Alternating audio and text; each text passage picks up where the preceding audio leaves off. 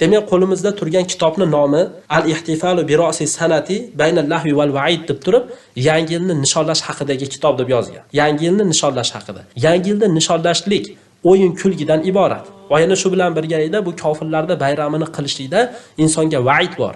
Va'id degani Qur'on va sunnatda tahdid, qo'rqitishlik bilan kelgan oyatlar, jahannamiy bo'ladi, unday bo'ladi, bunday bo'ladi deb turib, qo'rqitishlik bilan kelgan oyatlar. Yo o'yin kulgi yoki bo'lmasa mana shunday va'id orasidagi yangi yil haqida gapiramiz mana. Demak, yangi yilni nishonlayotgan odamlar quruq o'yin kulgi bilan shug'ullanib yurgan odam qalbi qatib qoladi. Mana shu haqida gapiramiz. Va yana shu bilan birga mana shunday o'yin kulgida yurgan odamlarga qattiq va'id kelib qolishidan, qattiq bir azob kelib qolishidan qo'rqsin. Mana shu haqida gapiramiz.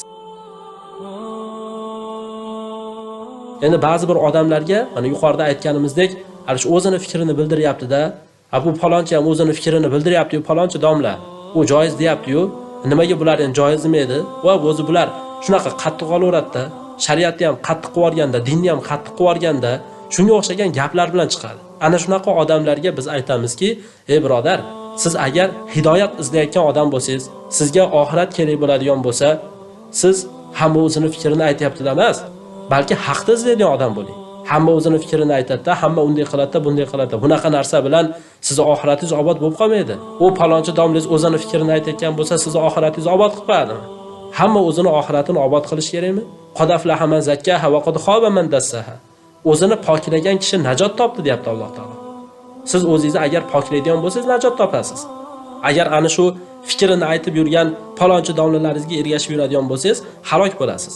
Nima deyapti u domlalaringiz mana chiqib? Aytayapti mana saroy mullalarning gapiga quloq soladigan bo'lsak, ularda aytayotgan gapi, bu yangi yil diniy bayram emas bu. Buni nishonlasa bo'laveradi. Hech qanaqa kofirlarga o'zini o'xshatishlik bo'lmaydi deb turib shunga o'xshagan bir savollarni ko'tarib chiqyapti. Biz xossatan mana shu aytgan gapiga o'tgan yili ham bir savol qilib kelib qo'ygan vaqtda uni javobini berganmiz. Xuddi mana shu aytgan gapiga savoliga javob berganmiz. Rasululloh albatta dinni qasd qilish shart deb aytganmi yoki o'zi shunday ham ularga o'xshashdan bizni qaytarganmi? Mana shu mavzuga alohida bu savolga javob berilgan. Mana shu yangi yil mavzusiga tegishli qilib turib.